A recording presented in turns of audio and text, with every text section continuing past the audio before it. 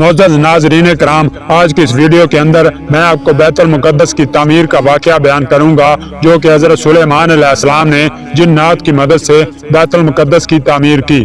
تو دوستو، شروع میں حضرت داؤد علیہ السلام نے فلسطین اور گان اور مواب اور ارمن وغیرہ بہت سے ملک فتح کیے، مصر تک اور ادھر دمشق تک ملک کو وسعت دی، اور ان کی زندگی میں ان کے بیٹے ابشامم نے ان پر بغاوت کی مگر وہ ناکام رہا۔ انہوں نے اپنی زندگی میں شہر یروشلم میں اللہ تعالیٰ کے لیے مسجد یعنی کہ بیت المقدس بنانے کی تیاری کی مگر اتمام نہ ہو سکا۔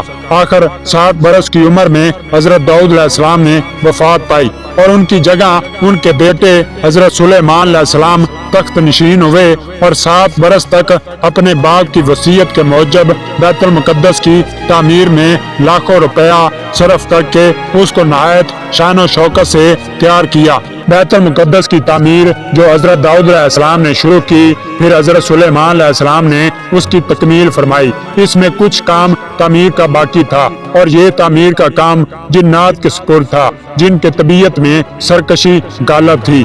حضرت سلیمان علیہ السلام کے خوف سے کام کرتے تھے۔ دوستو، اگر جنات کو ان کی وفات کا علم ہو جاتا تو وہ فوراً کام چھوڑ بیٹھتے اور تعمیر رہ جاتی۔ اس کا انتظام حضرت سلیمان علیہ السلام نے باذن ربانی یہ کیا کہ جب موت کا وقت آیا تو موت کی تیاری کر کے اپنے محراب میں داخل ہو گئے جو شفاف شیشے سے بنی ہوئی تھی۔ باہر سے اندر کی سب چیزیں نظر آتی تھی، اور اپنے معمول کے مطابق عبادت کے لیے ایک سہارا لے کر کھڑے ہو گئے کہ روح پرواز کرنے کے بعد بھی جسم اس عصا کے سہارے اپنی جگہ جمع رہا۔ حضرت سلیمان علیہ السلام کی روح وقت مقرر پر قبض کر لی گئی مگر وہ اپنے عصا کے سہارے اپنی جگہ جمے ہوئے باہر سے ایسے نظر آتے تھے کہ عبادت میں مشغول ہیں۔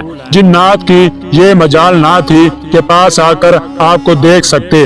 حضرت سلیمان علیہ السلام کو زندہ سمجھ کر کام میں مشغول رہے، یہاں تک کہ سال بھر گزر گیا اور تعمیر بیت المقدس کا بقیہ کام بھی پورا ہو گیا۔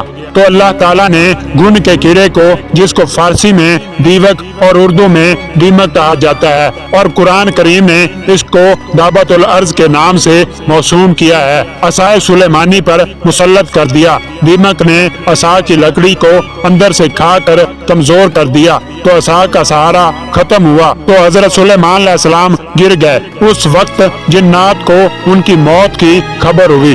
تو دوستو، میں آپ کو تابوت سکینہ کے بارے میں بھی تھوڑی سی معلومات دیتا چلوں۔ آپ میں سے اکثر لوگوں کو تابوت سکینہ کے بارے میں پتا ہوگا اور اکثر کو نہیں پتا ہوگا۔ تو دوستو، تابوت سکینہ حضرت آدم علیہ السلام کا صندوق تھا۔ آپ علیہ السلام کے بعد نسل در نسل چلتے چلتے حضرت یعقوب علیہ السلام تک پہنچا، پھر بنی اسرائیل کے انبیاء میں چلتا رہا۔ حضرت موسیٰ علیہ السلام اور حضرت ہارون علیہ السلام کے بعد ان کے اور دیگر انبیاء کے تبرکات اس میں موجود ہوتے تھے۔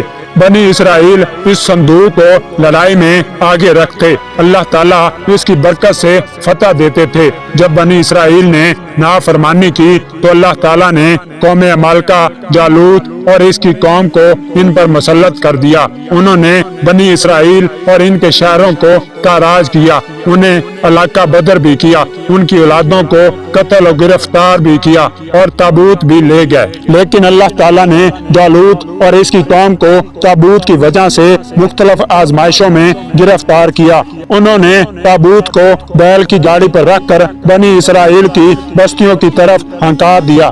اس پورے عمل میں فرشتے پس پردہ مختلف امور انجام دیتے رہے۔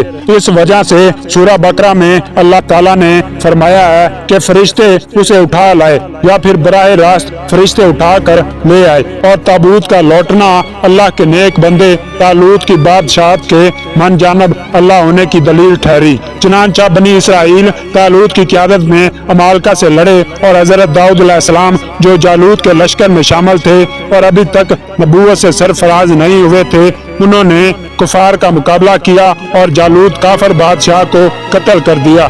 تو دوستو، یہ تھا بیت المقدس کی تعمیر اور تابوت سکینہ کا واقعہ۔